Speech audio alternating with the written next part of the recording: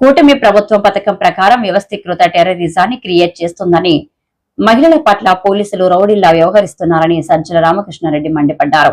కాలం ఎప్పుడు ఇలాగే ఉండదని, రేపు మేము అధికారంలోకి వచ్చినా ఇలాగే మొదలు పెడితే ఎలా ఉంటుందంటూ చంద్రబాబు సర్కార్కు వార్నింగ్ ఇచ్చారు. పబ్లిక్ లైఫ్లో ఉండదు అటు రెండు కరెక్ట్ కాదని చెప్తాం. ఇప్పుడు కూడా అదే చెప్పాను. కానీ దీనికి సంబంధించినంతవరకు నేను లేని ఆ రోజు అని చెప్పినా కూడా ఈరోజు మళ్ళీ అడిగారు. తెలిసిన విషయాలు ఏమన్నా చెప్పమన్నారు. తెలియనివే మొత్తం మీరు అడుగుతున్నవేవి నాకు తెలియదని చెప్పాను. మళ్ళీ పిలిస్తే మళ్ళీ వస్తామని చెప్పాను. ఇది కేసుకు సంబంధించి ఈరోజు జరిగింది. ఇది కాక ఎలాగో సందర్భం వచ్చింది కాబట్టి ఇక్కడికి వచ్చాం. మీరంతా మీడియా మిత్రులు ఉన్నారు కాబట్టి ఈ సంవత్సరంగా మీరు చూస్తుంటే అది రోజు రోజుకు పెరిగిపోతుంది. ఈ సోకాళ్ళ రెడ్ బుక్ పాలన అనేది ఆ రోజు అతను లోకేష్ అంటుంటే ఏదో పొలిటికల్ రిటారిక్లో పార్ట్గా అన్నారనుకున్నాం. కానీ లేదు, వాళ్ళ తండ్రి కొడుకు ముందు నుంచే ఒక పథకం ప్రకారము రావడమేంది లేదు, రాక ముందు నుంచే ఎన్నికల కమిషన్ పరిధిలో ఇంకా మేము అధికారంలో ఉండగానే, జగన్మోహన్ రెడ్డి గారు వైఎస్ఆర్సీపీ అధికారంలో ఉండగానే ఎన్నికల కమిషన్ పరిధిలోకి వచ్చిందని చెప్పి దాని ద్వారా ఎంత అడ్డగోలుగా వ్యవహరించారో, ఎంత రాజ్యాంగ విరుద్ధంగా రాజ్యాంగాన్ని ఉల్లంఘించి వైలెన్స్ క్రియేట్ చేశారో అందరూ చూసాం. ఇంకా ఆ తర్వాత ఏకంగా పరిపాలనలోకి వచ్చినాక ఇంకో ఒక పథకం ప్రకారం ఏ అంటే అది రాసుకోవడం, నువ్వు సంతకం పెడతావో లేదో, వచ్చిన వాడికి అక్కడ ఉన్నా ఉండకపోయినా కేసు పెట్టడం, మేజిస్ట్రేట్ దగ్గర తీసుకోవడం, రిమాండ్కి పంపించడం, ఆ తర్వాత ఇంకోటి ఏదో పెట్టడం. దానికి ఆ టైంలో ఎవరైతే నిందితుడిగా వీళ్ళు పెడుతున్నారో వాళ్ళు అక్కడ ఉండడం అవసరంలా, లేదా రాయించిన వాడు ఎవడో వాడికి పరిచయం కూడా అవసరంలా. కేవలం ఈ నిందితుల మీద చంద్రబాబు గారి దగ్గర మొదలు పెడితే కింద వరకు స్థానిక నాయకుడి వరకు ఎవరికైనా కోపం ఉంటే చాలు, అది వ్యక్తిగతమైనా కావచ్చు, ఇంకో రకమైనదా కావచ్చు, పెట్టు కేసు ఎత్తి ముందు లోపల పడి వేల మంది అవుతున్నారు. మరి మొన్న మళ్ళీ మాకు కావాలి అప్పుడు ఎమ్మెల్యేగా, అప్పుడు ఎప్పుడుదో పాతది కంప్లైంట్, మా హయాంలోనే కంప్లైంట్ ఇచ్చారు టీడీపీ వాళ్ళు ఎవరు, దాన్ని ఇప్పుడు ఓపెన్ చేసి 307 పెట్టి ఆయన మీద ఒక కేసు పెట్టారు.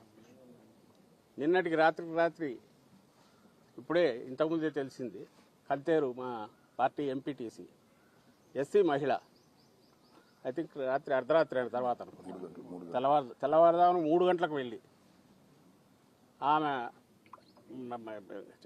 దుస్తులు మార్చుకుని వస్తాను, నైటీలో ఉన్నానంటే కూడా వినకుండా బలవంతంగా 20-30 మంది వచ్చి అలాగే ఆమె నైటీలో ఉన్న ఆమెను తీసుకెళ్ళి, మహిళని కూడా చూడకుండా తీసుకెళ్ళేసి వేశారు. ఇప్పుడు ఐ థింక్ కోర్టులో పెట్టినట్టున్నారు అనుకుంటా, పెట్టబోతున్నారు. చట్టం క్లియర్గా చెప్తుంది, చీకటి పడిన తర్వాత కానీ ఇంకో రకం కానీ మహిళల విషయంలో ఎట్లా వ్యవహరించాలనేది క్లియర్ కట్ ప్రొసీజర్ ఉంది, ఇన్స్ట్రక్షన్స్ ఉన్నాయి, గైడ్ లైన్స్ కూడా కాదు, స్పెసిఫిక్ ఉన్నాయి, సుప్రీంకోర్టు ఆర్డర్స్ ఉన్నాయి. అంటే టెర్రర్ క్రియేట్ చేస్తున్నారు, రాజ్యాంగాన్ని వాడుకొని టెర్రర్ క్రియేట్ చేయడం, వ్యవస్థీకృతమైన టెర్రర్, రాజ్యాంగం వాడుకొని మిస్యూజ్ చేసి టెర్రర్ క్రియేట్ చేయడం. ఇంత పథకం ప్రకారం ఎప్పుడో 70s లాటిన్ అమెరికన్ కంట్రీస్లో వినేవాళ్ళం నియంతల పాలనలో, అంతకుముందు ఎక్కడో జర్మనీలో అక్కడ చదువుకునే వాళ్ళం. ఇప్పుడు మోడర్న్ ఆధునికంగా తయారైన మన రాజ్యాంగం దీంట్లో కూడా దీన్ని మిస్యూజ్ చేయొచ్చు, ఎంతవరకు వెళ్ళొచ్చు అనేది చంద్రబాబు నాయుడు గారు ఆయన ప్రభుత్వం చూపిస్తున్నారు. ఈ కేసు రాత్రిది చెప్తారు, అర్ధరాత్రి ఎందుకు పోవాలి, పొద్దున పోవచ్చు. నిజంగా నువ్వు కేసు ఉంది అనుకున్నా కూడా అది కూడా జరిగింది, పిల్లలకు సంబంధించింది ఏదో జరిగింది. వీళ్ళు పెట్టిన కేసు తీసుకోలేదు, ఎస్సీ కేసు పెడితే అటువైపు నుంచి పెట్టిన వాళ్ళ కేసు మాత్రమే తీసుకొని వీళ్ళని అరెస్ట్ చేసి తీసుకెళ్ళారు. న్యాయాలు పక్కన పెడితే ఒక మహిళతో ఎట్లా డీల్ చేయాలనేది కూడా చేయలేదంటే వీళ్ళు ఎక్కడికి దిగజారిపోతున్నారు. కేవలం ఒక రౌడీలు ఎట్లా బిహేవ్ చేస్తారో, మేము ఇదిగో దౌర్జన్యం చేస్తామనే విషయం తెలిసి భయపడాలి మీరందరూ అని చెప్పడానికే ఇవన్నీ చేస్తున్నారేమో అని అనిపిస్తుంది. మా నాయకుడు చెప్తున్నట్టు కాలం ఎప్పుడు ఇలాగే ఉండదు.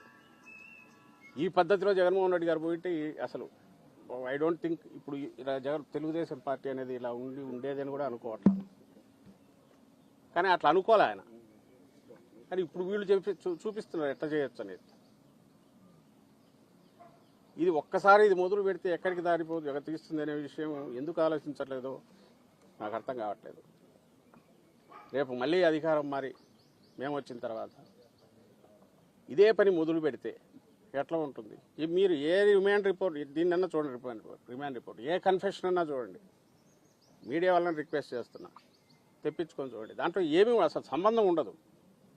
మీరు నిందితుడిగా చేర్చిన వాడికి కానీ కన్ఫెషన్ తీసుకున్న వాడు కానీ ముఖ పరిచయం కూడా ఉండదు, అయినా సరే తీసుకుంటున్నారు. రాసేయడం 11 ఏళ్ల క్రితం పోసాని కృష్ణమూర్తి అయితే 10 ఏళ్ల క్రితం ఉంటాయి, 9 ఏళ్ల క్రితంలో ఆ కామెంట్ తీసి ఇప్పుడు ఎవరికో బాధ కలిగిందంటే ఎత్తి లోపల పడేశారు. రాత్రిపూట వెళ్ళి తీసుకొని వచ్చి ఇలాంటి వరుస పెడితే అన్నీ అలాంటివే.